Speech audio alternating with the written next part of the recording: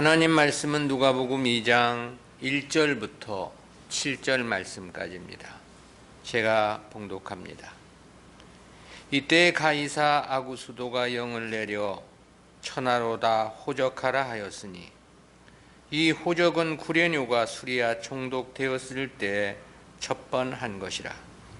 모든 사람이 호적하러 각각 고향으로 돌아가매 요셉도 다윗의 집 족속인 고로 갈릴리 나사렛 동네에서 유대를 향하여 베들레헴이라 하는 다윗의 동네로 그 정혼한 마리아와 함께 호적하러 올라가니 마리아가 이미 잉태되었더라. 거기 있을 그때 해산할 날이 차서 맏아들을 낳아 강보로 싸서 구유에 뉘었으니 이는 사관에 있을 곳이 없음이로라. 아멘. 진정한 성탄 축하라는 제목으로 말씀을 듣겠습니다. 오늘은 주님 오심을 기념하기 위해 교회가 정한 성탄절이죠. 그런데 바울은 갈라디아서 4장 10절 11절에서 절기를 지키는 것이 잘못된 것임을 지적한 바 있습니다. 물론 그 절기는 구약의 절기를 가리킨 말씀이죠. 골로새서 2장 16절에서는 금식일이나 절기, 월사, 안식일 등을 지키지 않는 문제와 관련해서 평론하지 말라, 그렇게 말씀을 하기도 했지요. 헐뜯거나 비방하지 말라는 그런 뜻입니다. 다시 말하면 그런 것은 지키지 않아도 된다는 그런 뜻이죠. 히브리서 6장 2절에서는 부활에 대한 교훈의 터도 다시 닦지 말라고 권고한 바 있습니다. 그럼에도 오늘날 교회는 성탄절을 비롯해서 고난주간, 부활절, 맥주절, 추수감사절, 1월 1일 신년절, 심지어는 어린이주일, 어버이 주일까지 만들어 놓고 이를 기념하는 행사들을 하고 있죠. 근데 이런 것들은 실제 진리의 가르침의 원리에서 보면 그렇게 중요한 일은 아닙니다. 더욱이 절대적인 일은 아닌 것입니다. 이런 경우들은 자칫하면 신앙의 본질을 훼손하고 겉으로 드러난 행사가 마치 신앙의 전부인 것처럼 왜곡된 양태가 될 수 있음에 주의해야 합니다.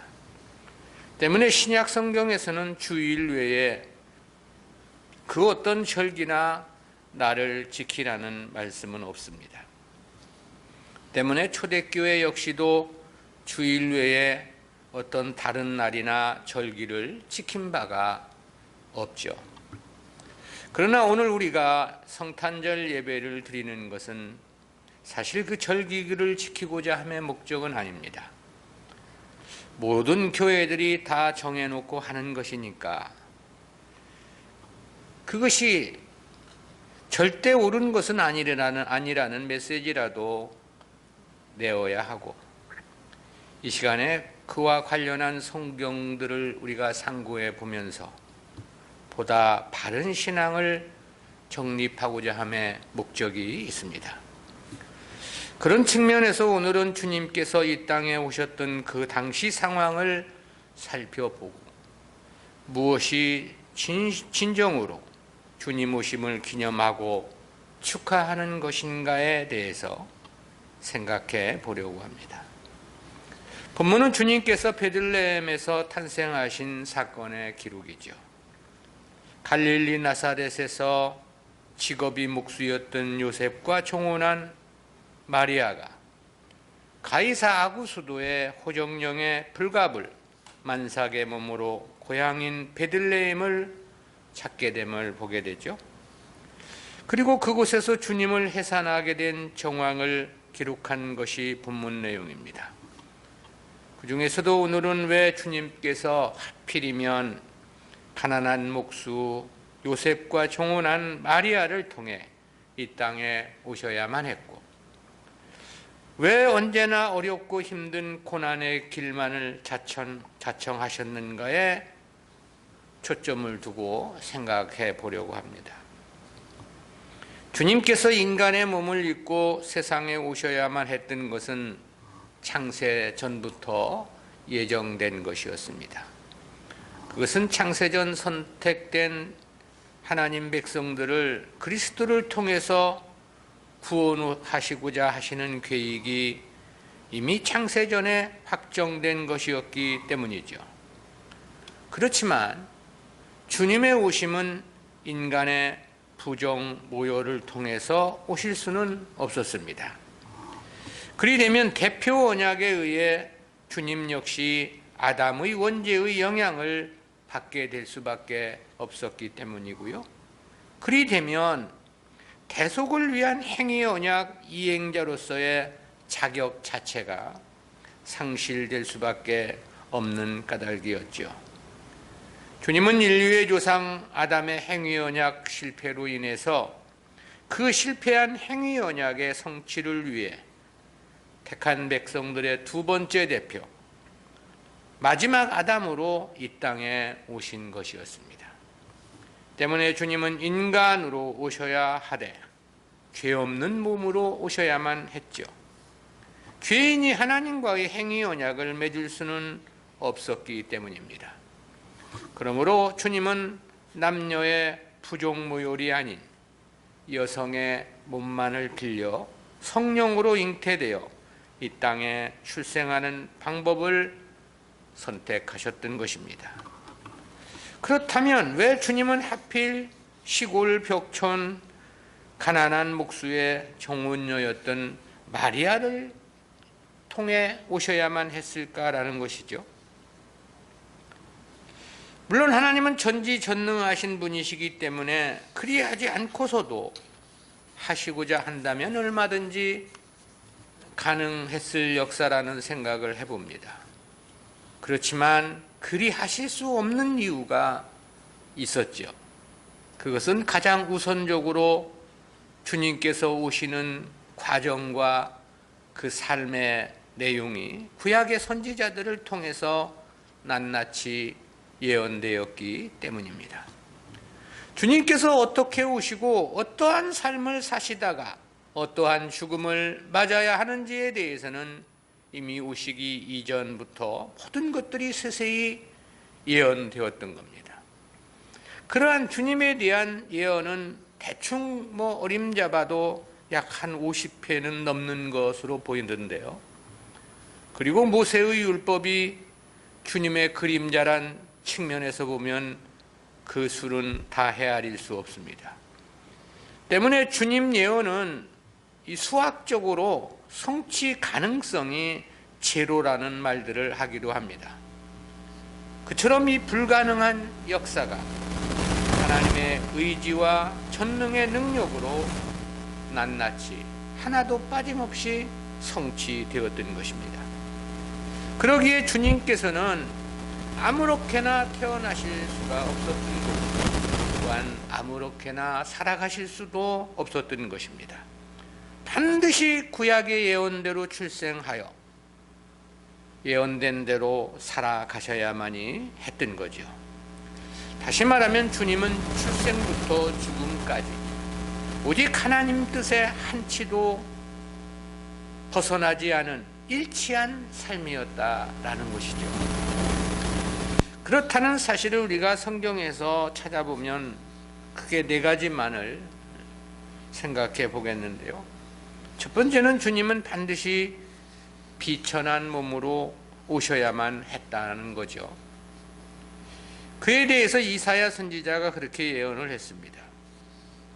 이사야서 53장 2절입니다.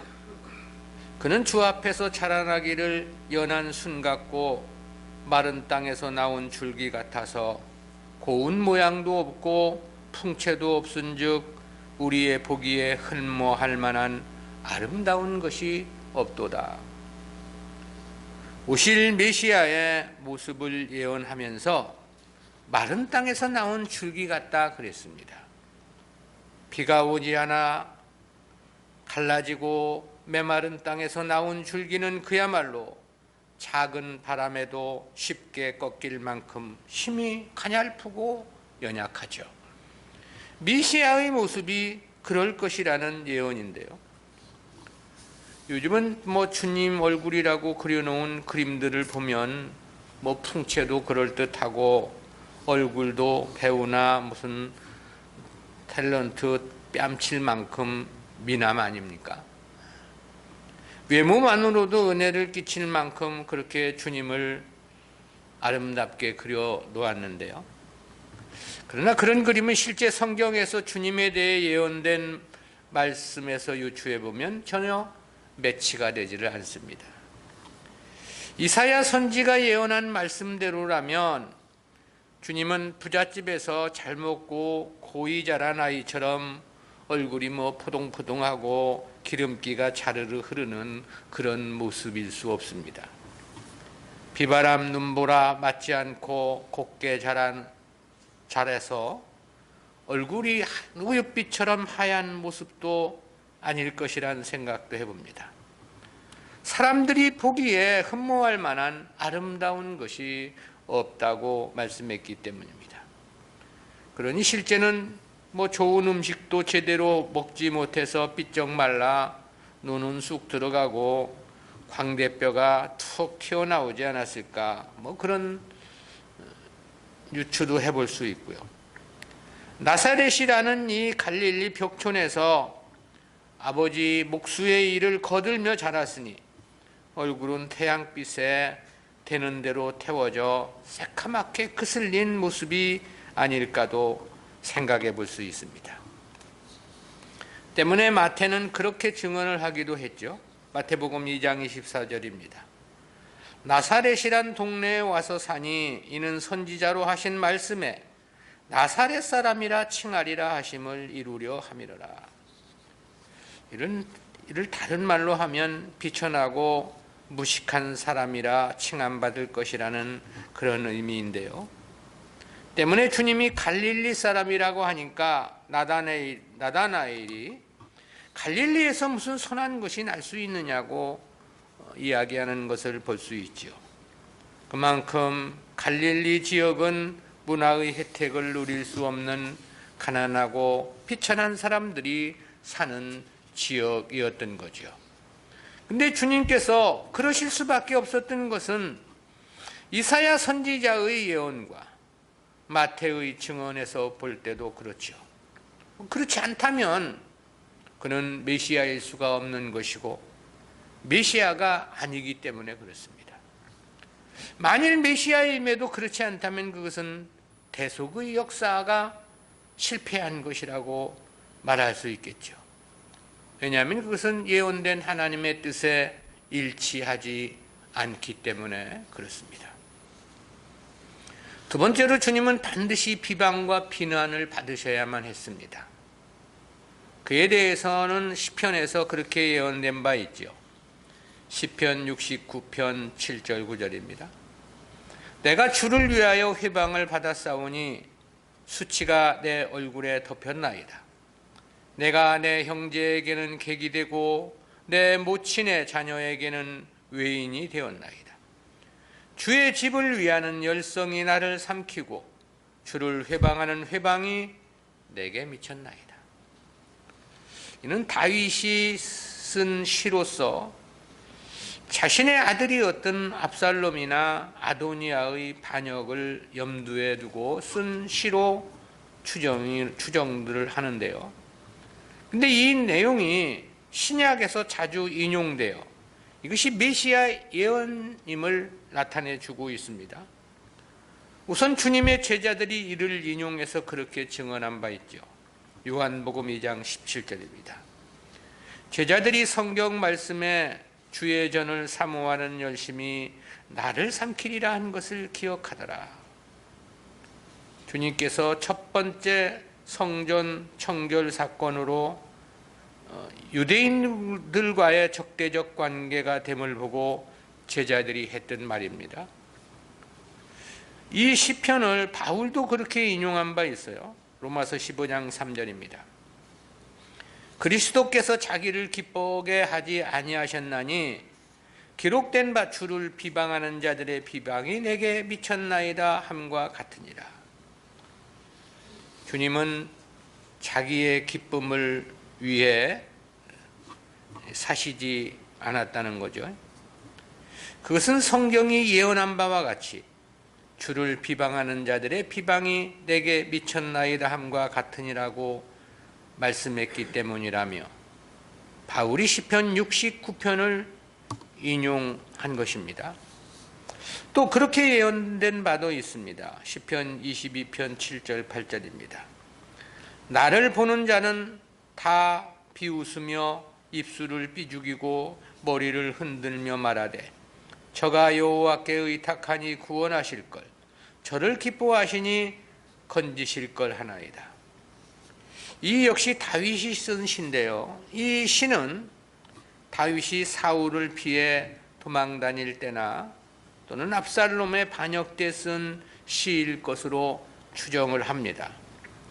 시편에는 다윗이 쓴 4편의 시를 포함해서 모두 7편의 메시아 시가 있는데요, 그 중에 22편도 그에 속합니다.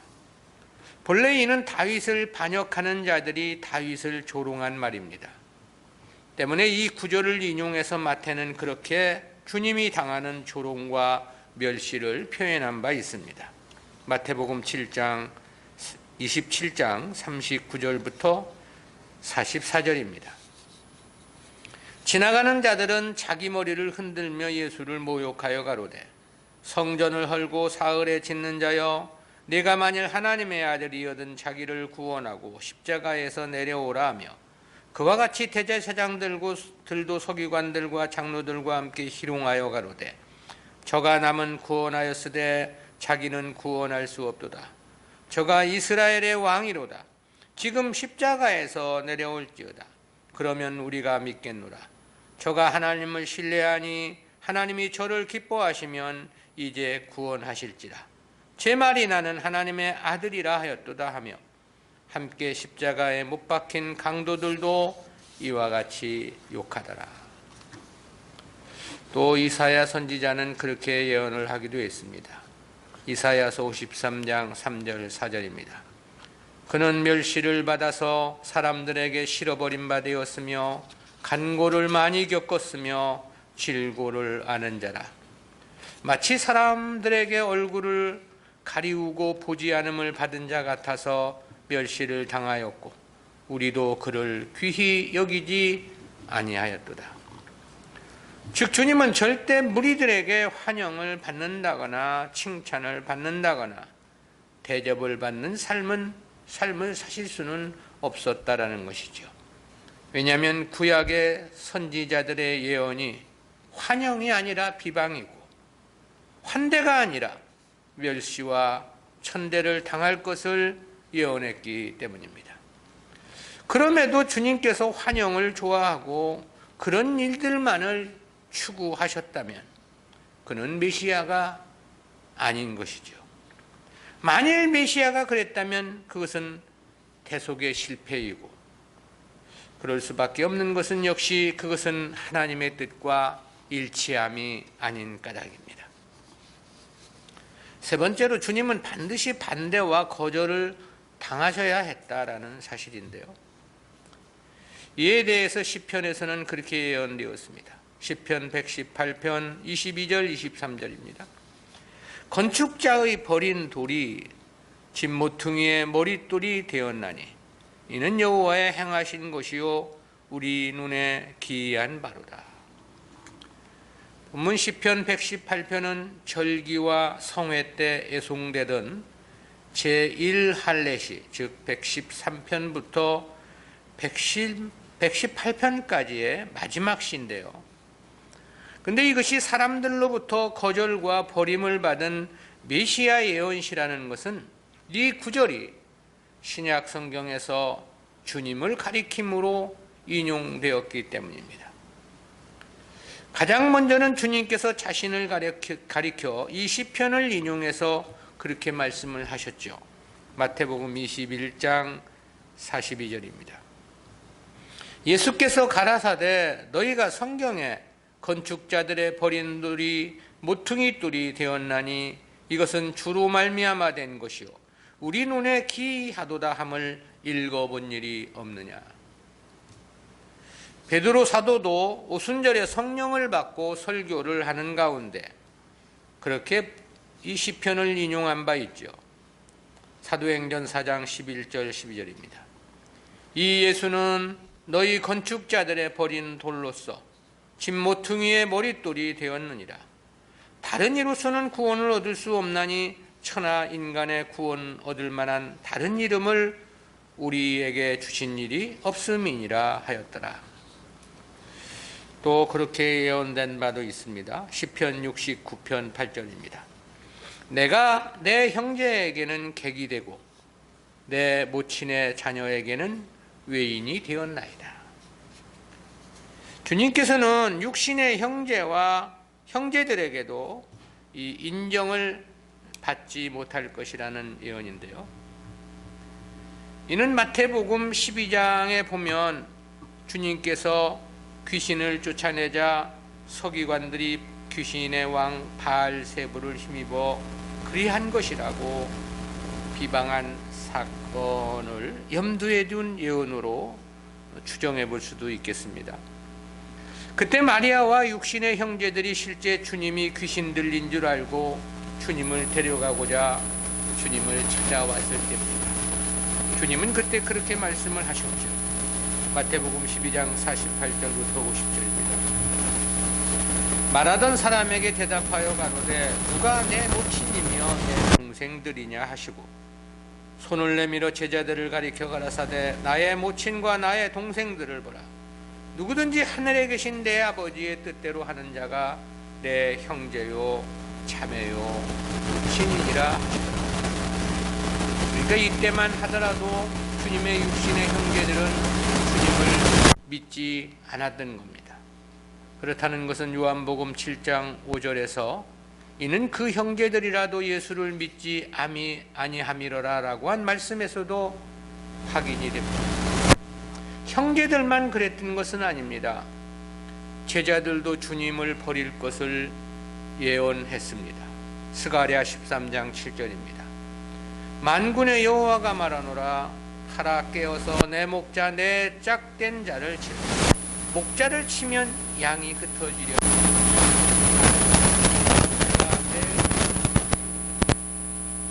이 예언이 제자들이 주님을 버릴 것을 예언한 것이라는 것은 주님의 인용에서 알 수 있습니다. 마태복음 26장 31절이죠. 때 예수께서 제자들에게 이르시되 오늘 밤에 너희가 다 나를 버리리라. 기록된 바 내가 목자를 치리니 양의 떼가 흩어지리라 하였느니라. 이처럼 주님은 유대인들에게만 버림을 당한 것은 아닙니다.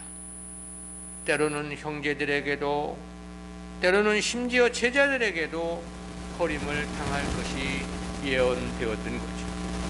때문에 주님은 사람들에게 환영만 받는 삶일 수는 없었던 것입니다. 만일 주님께서 환영받는 것만을 좋아하시고 그래서 그와 같은 삶을 살았다면 그것은 메시아일 수가 없는 거죠. 그 이유는 역시 하나님의 말씀과 일치하지 않기 때문에 그렇습니다. 네 번째는 주님은 반드시 고난과 고통을 당하셔야만 하고 십자가에 죽으셔야만 했다는 사실입니다. 즉 주님께서 육신을 입고 이 땅에 오심은 영광을 받으시기 위해 오심이 아니었던 거죠. 그렇다고 세상적인 문제와 관련해서 승리나 성공을 위해 오신 것도 아닙니다. 사람들에게 인정받고 칭송받기 위해 오심도 아니었습니다.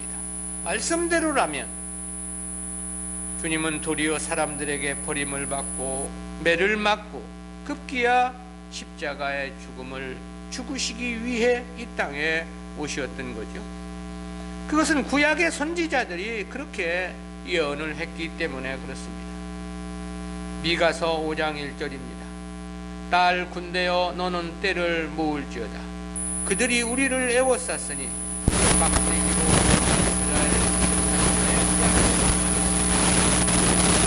5장 1절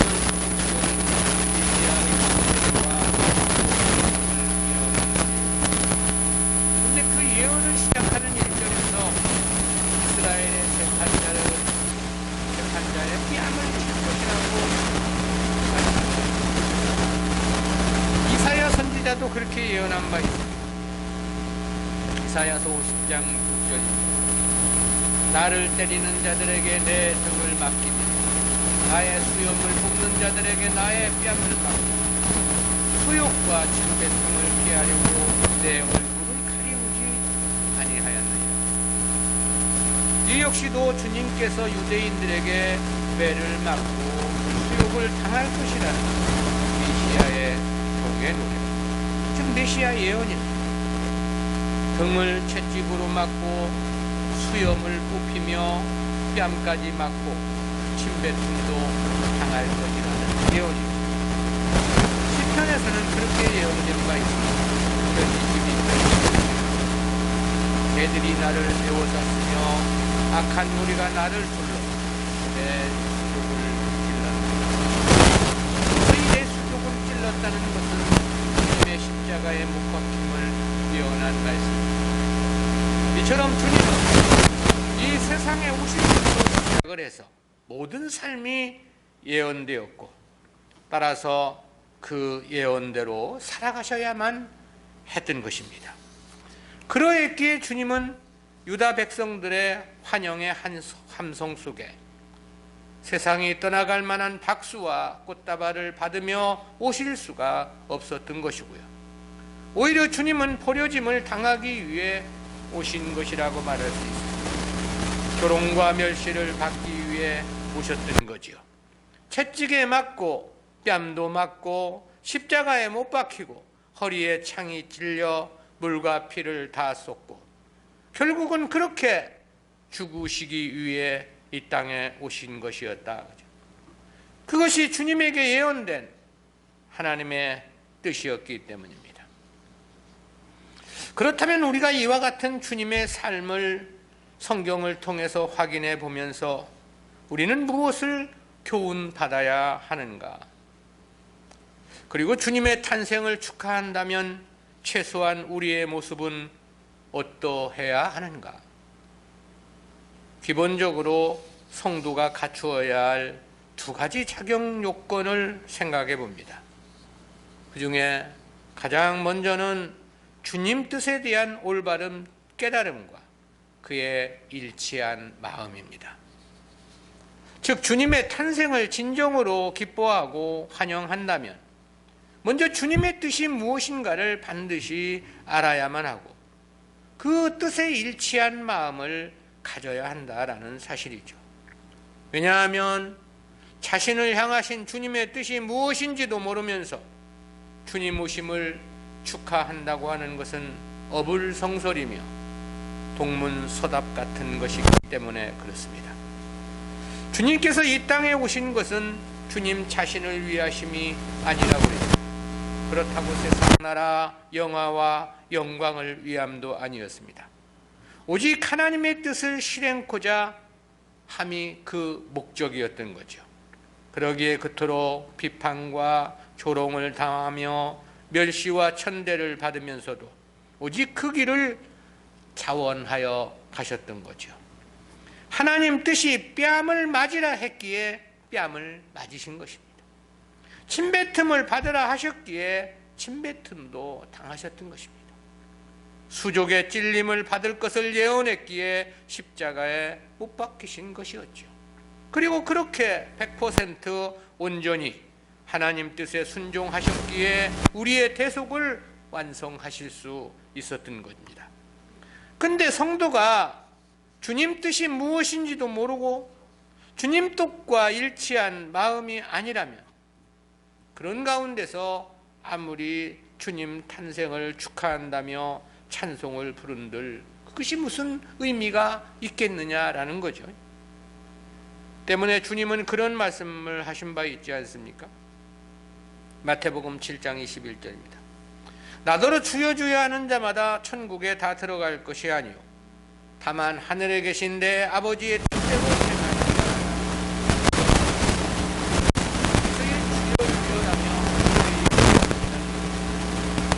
하나님을 예배하는 행위를 나타내는 관용적 표현입니다. 무작정 예배를 드린다고 구원받는 것은 아니라는 거죠. 이와 같은 의미에서 이사야 선지자는 그렇게 증언한 바 있습니다. 이사야서 1장 11절 12절입니다. 여호와께서 말씀하시되 너희의 무수한 재물이 내게 무엇이 유익하뇨? 나는 수양의 번제와 살찐 짐승의 기름에 배불렀고 나는 수송아지나 어린 양이나 수염수의 피를 기뻐하지 아니하노라. 너희가 내 앞에 보이러 오니 그것을 누가 너희에게 요구하였느냐? 내 마당만 밟을 뿐이니라. 아무리 많은 재물을 하나님께 드린다 하더라도 하나님 뜻에 일치한 것이 아니면 의미가 없다라는 것이죠. 미가 선지자도 그렇게 증언한 바 있습니다. 미가서 6장 6절 7절입니다. 내가 무엇을 가지고 여호와 앞에 나아가며 높으신 하나님께 경배할까? 내가 번제물 1년 된 송아지를 가지고 그 앞에 나아갈까? 여호와께서 천천의 수양이나 만만의 강수 같은 기름을 기뻐하실까? 내 허물을 위하여 내 맏아들을, 내 영혼의 죄를 위하여 내 몸의 열매를 드릴까? 무엇을 하나님 앞에 드려야 하나님이 기뻐하실까를 묻는 물음인데요, 이에 대해서 하나님은 그렇게 답변을 하셨습니다. 미가서 6장 8절입니다. 사람아, 주께서 선한 것이 무엇임을 내게 보이셨나니 여호와께서 내게 구하시는 것이 오직 공의를 행하며 인자를 사랑하며 겸손히 네 하나님과 함께 행하는 것이 아니냐. 무슨 뜻이냐면 그 어떤 재물보다도 하나님을 사랑하며 하나님과 함께 행하는 것이 중요함을 말씀한 것입니다. 이를 한마디로 요약하면 하나님 뜻에 일치한 마음이라고 말할 수 있겠죠. 근데 사실 오늘날 교회들을 보면 진실로 하나님의 원하심이 무엇인지에 대해서는 큰 관심이 없습니다. 그러면서도 성탄절만 돌아오면 주님 축하한다며 다양한 행사들로 바쁘게 돌아가죠. 어제 난로를 고치러 온 사람이 아니 성탄절 전날인데 왜 이렇게 이 교회는 아무것도 안 하고 조용하냐 그렇게 묻더라고요. 모든 교회들이 다 그러니까 그런 물음을 물을 텐데, 근데 그런 행사들이 주님께서 기뻐하실 것이라고 그렇게 생각들을 하는 거죠. 그러나 그것은 힘이 큰 신앙의 왜곡인 것입니다. 성도가 성탄을 축하하든 부활을 감사하든 어떤 예배를 드리든 그 어떤 행위였든지 간에 무엇보다 먼저 중요한 것은 하나님 뜻에 합한 마음입니다. 하나님의 뜻을 바르게 깨닫고 그에 일치한 마음을 가져야 한다라는 거죠. 그러기에 헛된 예물만을 드리는 유다 백성들을 향해서 하나님은 그렇게 말씀하기도 하셨죠. 말라기서 1장 10절입니다. 만군의 여호와가 이르노라 너희가 내 단 위에 헛되이 불사르지 못하게 하기 위하여 너희 중에 성전문을 닫을 자가 있었으면 좋겠도다. 아무도 오지 못하게 성전문을 닫으라는 거죠. 오히려 찾아오는 것이 귀찮다는 것입니다. 그래서 내가 너희를 기뻐하지 아니하며 너희 손으로 드리는 것을 받지도 아니하리라 그랬습니다. 성도가 반드시 하나님의 뜻을 바르게 깨달아야 하는 이유입니다. 그리고 그 하나님 뜻에 합한 마음을 가져야 하는 거죠.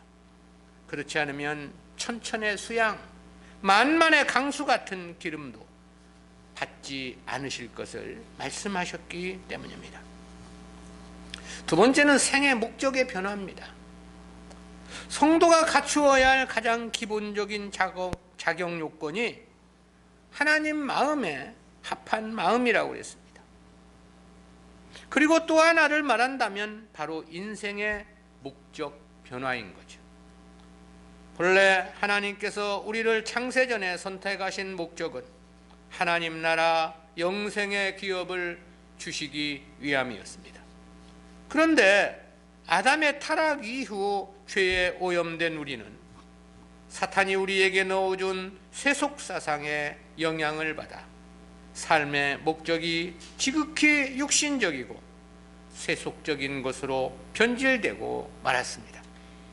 그러므로 이 부분은 택한 백성들에게 있어 반드시 극복되어야 할 절대적인 과제입니다. 그렇지 않고서는 결코 주님 뜻에 합한 삶은 불가능하기 때문입니다. 주님의 탄생과 3년의 공생에도 그와 같은 교훈적 목적이 있죠. 구약의 예언에서 보면 주님의 모습은 그야말로 가장 낮고 가장 비천한 모습이었습니다. 목수의 가정에서 태어났다는 것만 해도 그렇습니다. 오늘날은 그래도 목수가 그렇게 천한 직업은 아니죠. 그러나 그 시대 목수는 가장 천한 직업이었습니다. 그러면서도 주님은 태어나는 과정도 짐승의 구유에서 태어나셨습니다. 그야말로 사람다운 취급도 제대로 받지 못하신 것이지요. 정말 마른 땅에서 나온 줄기 같아서 고운 모양도 없고 풍채도 없은즉 우리 보기에 흠모할 만한 아름다운 것이 없도다라고 한 예언의 완전한 성취라고 말할 수 있겠습니다. 그것은 그 이후의 삶 자체도 그랬습니다. 비방과 조롱, 멸시와 천대가 공생의 내내 이어졌습니다. 그리고 급기야는 십자가에 못 박혀 죽는 그 참혹한 고통을 당하신 것이죠. 그야말로 주님께서 걸어가신 길은 심히 거친 가시밭길이었습니다. 왜 주님은 꼭 그런 길을 가셔야만 했을까? 역시 앞서 살핀 바대로 그것이 하나님의 뜻이었기 때문에 그럴 수밖에 없었던 거고요. 그리고 그것은 오직 택한 백성들의 구원을 위한 불가피한 길이었다라는 거죠. 그리고 여기에는 성도들을 향하신 중요한 교훈적 의미도 함유되어 있는데요. 그것이 곧 세상을 위해 살지 말라는 교훈입니다. 택한 백성들은 절대 세상을 위해 살아서는 안 된다는 의미가 함축되어 있는 거죠. 그랬기에 주님은 그런 말씀을 하신 바 있지 않습니까? 마태복음 6장 31절 32절입니다. 그러므로 염려하여 이르기를 무엇을 먹을까 무엇을 마실까 무엇을 입을까 하지 말라. 이는 다 이방인들이 구하는 것이라. 너희 천부께서 이 모든 것이 너희에게 있어야 할 줄을 아시느니라. 또 그렇게도 말씀하셨습니다. 마태복음 6장 19절입니다. 너희를 위하여 보물을 땅에 쌓아두지 말라. 거기는 좀과 동록이 해하며 도적이 구멍을 뚫고 도적질하느니라. 마태복음 6장 20절에서 그렇게 말씀하셨습니다. 오직 너희를 위하여 보물을 땅에 하늘에 쌓아두라. 거기는 좀이나 동록이 해하지 못하며 도적이 구멍을 뚫지도 못하고 도적질도 못하느니라.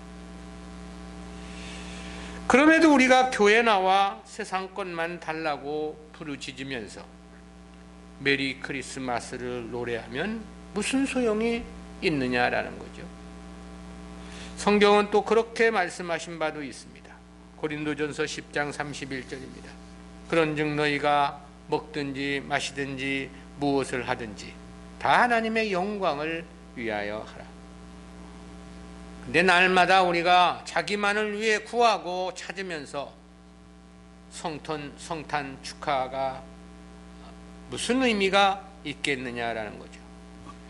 따라서 오늘 우리가 진정으로 주님의 오심을 환영하고 성탄을 축하하는 것은 일단 주님의 마음, 주님의 뜻에 일치한 마음을 갖는 것으로부터 시작된다라는 거죠. 주님의 뜻과 일치한 마음이면 성탄 축하를 안 드려도 이미 주님 오심을 축하하고 있는 것이 되는 거죠.